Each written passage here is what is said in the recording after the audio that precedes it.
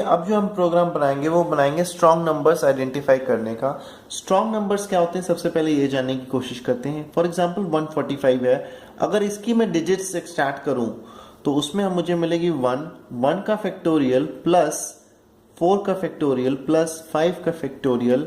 अगर यहाँ पे आएगा 1 प्लस यहाँ पे मिलेगा मुझे 24 प्लस यहाँ पे मिलेगा मुझे 120। ठीक है, अगर इनका मैं समेशन करता हूं तो मुझे 145 मिल जाता है, जो कि ओरिजिनल नंबर हमारा था।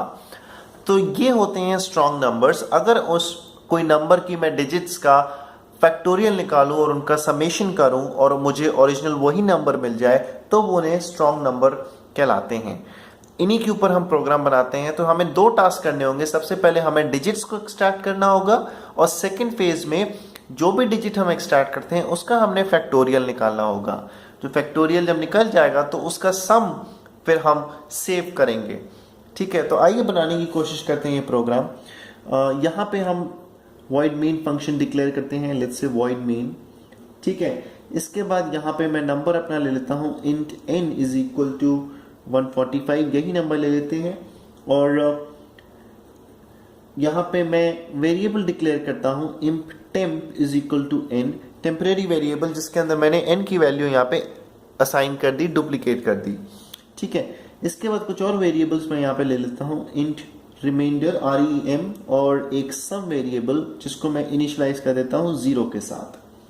ठीक है, इसके बाद मैं यहाँ पे while लूप चलाता हूँ। while अगर जब तक आपका temp does not equal to 0, ठीक है, ओपनिंग ब्रैकेट, देन यहाँ पे मैं करता हूँ रिमाइंडर, ये पहली डिजिट एक्सट्रैक्ट की, remainder is equal to temp mod 10 semicolon.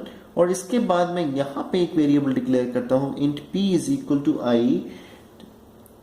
int p is equal to 1, ठीक है, कॉमा और एक i डिक्लेयर करता हूँ बिकॉज लूप के लिए। और यहाँ पे मैं एक लूप चलाता हूँ for i is equal to 1 semicolon i less than is equal to आपका रिमाइंडर तक rem। ठीक है, और इसके बाद i प्लस प्लस, और इसके अंदर मैं क्या कराऊंगा p is equal to p star i। ठीक है, this is closing bracket. And इसके बाद मैं यहां पे लिखता हूं मेरा कि sum is equal to sum plus p। ठीक है, और यहां पे मैं करता हूं temp is equal to temp divided by 10 semicolon, और यहाँ पे closing bracket of while loop. और इसके बाद फाइनल जो मेरा सम है वो इसमें स्टोर हो जाएगा। और यहाँ पे फिर मैं लिखता हूँ कि इफ मेरा जो सम है, if sum is equal to n जो मेरा ओरिजिनल नंबर था, देन मैं यहाँ पे प्रिंट एफ कराऊंगा। प्रिंट एफ क्या कि the number is a strong number. और अगर ऐसा नहीं होता देन एल्स में यहाँ पे मैं प्रिंट एफ करा देता हूँ not a strong number. Print F not a strong number. तो आइए अब इस प्रोग्राम का एग्जीक्यूशन समझते हैं। हमने यहाँ पे देखिए ये जो फेज है while लूप जो है, जो ये आपका समेशन कर रहा है, और ये वाला जो फॉर लूप है ये आपका हर डिजिट का फैक्टोरियल निकाल के दे रहा है। ठीक है, तो आइए देखते हैं। सबसे पहले देखिए n इज इक्वल टू 145 था, टेम्प की वैल्यू थी, टेम्प मैंने यहाँ पे इनिशियलाइज कर दी 145 से ही। ठीक है, क्या 145 आपका 0 है, डज नॉट इक्वल टू 0 है? एग्जैक्टली ये कंडीशन आपकी ट्रू हो गई। दैट मीन्स हम यहाँ पे लूप के अंदर घुस गए। लूप के अंदर घुसने के बाद आप देखोगे सबसे पहली बार rem की वैल्यू यहाँ पे हमें मिलेगी temp mod 10, that means rem की वैल्यू मुझे मिलेगी यहाँ पे 5। इसके बाद यहाँ पे आप देखो p is equal to 1 and i, यहाँ पे ये वाला लूप फिर से चलेगा। i की वैल्यू 1 है, i की वैल्यू 1 से रिमाइंडर तक, मतलब 1 से हम लूप चलाएंगे कहाँ तक, 5 तक, और i plus plus, that means p is equal to p star i। और हमेशा i की वैल्यू यहाँ पे आप देखोगे इंक्रीमेंट होगी 1 इंटू 2 इंटू 3, और इसलिए मैंने यहाँ पे p की वैल्यू यहाँ पे इनिशियलाइज 1 की। अगर आपको ये वाला प्रोग्राम में कंफ्यूजन हो रही है तो प्लीज आप एक बार फैक्टोरियल वाले प्रोग्राम की वीडियो देखिए। फैक्टोरियल वाला प्रोग्राम जो कि मैंने डिक्रीमेंट काउंटर से बनाया था, ये वाला प्रोग्राम बट मैंने इंक्रीमेंट काउंटर से बनाया है। तो दोनों वर्जन आप देख सकते हैं। तो यहाँ पे जब आप फाइनल देखोगे फैक्टोरियल 1 से आपका जाएगा कहाँ तक, 5 तक, ठीक है, बिकॉज यहाँ पे REM की वैल्यू 5 निकली है। तो P is equal to P star I, तो सबसे पहली बार जब ये चलेगा तो P की वैल्यू 1 थी, I की वैल्यू भी यहाँ पे 1 थी, 1 इंटू 1 विल बी स्टोर्ड। जब सेकेंड टाइम जब जाएगा तो I की वैल्यू हो जाएगी 2, तो दैट मीन्स P, और 2 इंटू 1 P की वैल्यू हो जाएगी यहाँ पे, नई P की वैल्यू हो जाएगी हमारी यहाँ पे 2। तो इस प्रकार जब आप करोगे तो जो फाइनल जो P की वैल्यू आपको मिलेगी पूरी एक बार चलने से 1 से 5 तक लूप चलने पे, तो आपको P की वैल्यू यहाँ पे मिलेगी कितनी, आपको मिलेगी यहाँ पे 120 वैल्यू मिलेगी from, because this is a factorial program. ठीक है, जब 120 की वैल्यू मिल गई, ये लूप आपका टर्मिनेट हो गया। इसके बाद यहाँ पे आप आओगे तो यहाँ पे आपको मिलेगा sum is equal to sum plus P।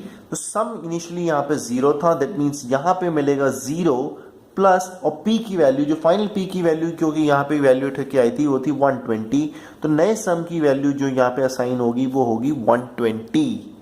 ठीक है, और इसके बाद ये वाली जो लाइन एग्जीक्यूट थी, temp is equal to temp divided by 10, तो यहाँ पे टेम्प की वैल्यू थी 145, तो 145 डिवाइडेड बाय 10, तो नई वैल्यू जो टेम्प की थी वो हमें मिलेगी 14 मिली। इसके बाद दोबारा वाइल लूप चलेगा। सेकेंड टाइम हम यहाँ पे लूप चलाते हैं।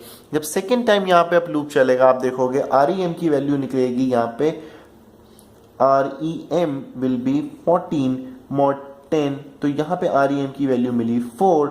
सेकेंड टाइम जब ये वाला लूप चलेगा, I इज इक्वल टू 1 से 4 तक, और P की वैल्यू अगेन यहाँ पे 1 से इनिशियलाइज हो गई थी बिकॉज यहाँ से आया था, तो 1 इंटू 1, फिर आपको मिलेगा नई P की वैल्यू हो गई 1। जब सेकेंड टाइम जब ये लूप चलेगा तो P की वैल्यू थी यहाँ पे 1 और I की वैल्यू थी 2, दैट मीन्स जो नई P की वैल्यू हो जाएगी वो 2, और इसी प्रकार पूरा ये हमें फैक्टोरियल ऑफ 4 निकाल के देगा। तो फैक्टोरियल ऑफ 4 जब निकल जाएगा तो P की वैल्यू यहाँ पे हमें मिल जाएगी, P इज इक्वल टू हमेशा हमें मिल जाएगी यहाँ पे 24। ठीक है, इसके बाद ये वाली लाइन एग्जीक्यूट होगी, sum is equal to sum plus P। Sum जो कि पुराना सम था वो था 120, और नया सम जो कि पुराना सम जो कि था 120, और P की वैल्यू जो आई है वो आई है 24, तो नए सम की वैल्यू जो होगी वो हमारी हो जाएगी 144।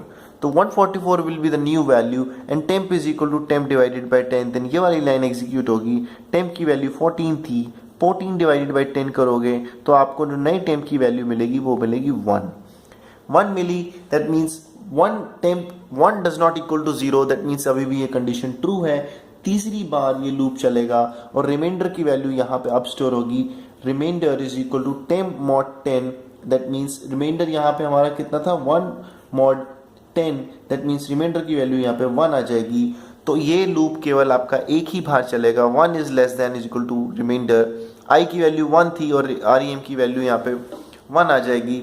तो इसका जो P का रिजल्ट आएगा वो 1 आएगा। और जब ये वाली लाइन एग्जीक्यूट करेंगे, सम की वैल्यू हमें मिली थी, जो पुराने सम की वैल्यू जो यहाँ से आप देख सकते हो 144 मिली थी, तो 144 plus 1 will be the new P की वैल्यू जो हमें 1 की मिली थी, और नया सम की वैल्यू हो जाएगी 145।